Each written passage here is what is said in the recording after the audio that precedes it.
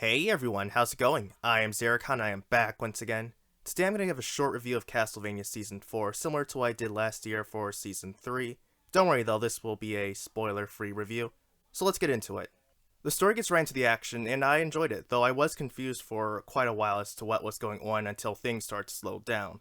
Once again, people are trying to revive Dracula, which is typical of the Castlevania series, and on the topic of that, I had a love-hate feeling with the direction of this season. Seasons 1 and 2 were clearly inspired by Castlevania 3 Dracula's Curse. Season 3 felt like a prologue to Curse of Darkness, which takes place after Dracula's Curse. Season 4 throws that idea out the window, opting for its own story. And while that is not necessarily a bad thing, it did have several changes that I am not fond of that I will discuss shortly. However, what this does mean though is that you cannot predict the plot, which will keep you in suspense.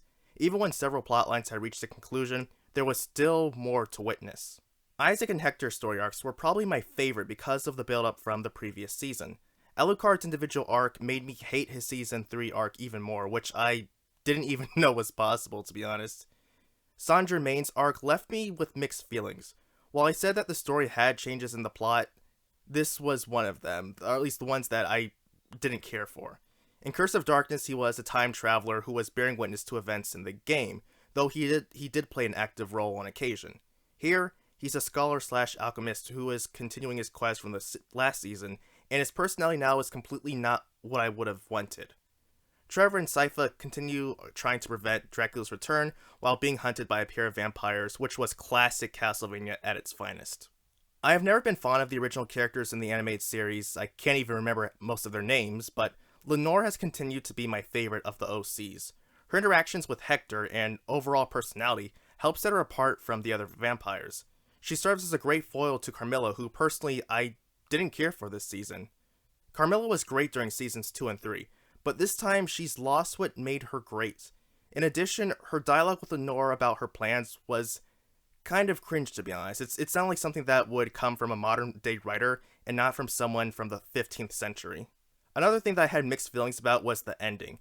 I liked the way the season ended, it felt so perfect, but I really feel like the writers wrote themselves into a corner. This feels like it's the last season of Castlevania and that the series cannot continue. If it is going to continue, everything that occurred will have been for nothing because there's really no way you can just pick up and go from here.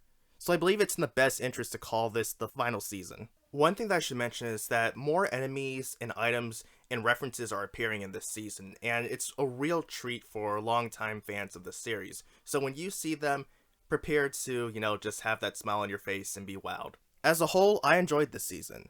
The first 3 episodes were okay, but after that, I just couldn't stop watching. I would recommend giving this a go, and if you haven't watched Castlevania, go ahead and give it a go if you're a fan of fantasy or the Castlevania games. But that will do it for today. Thank you for taking the time to watch this review. Let me know if you've watched any of the Castlevania so far in the comments, and if you have enjoyed it. So until next time everyone, I am iamxeracon signing off. Have a good one.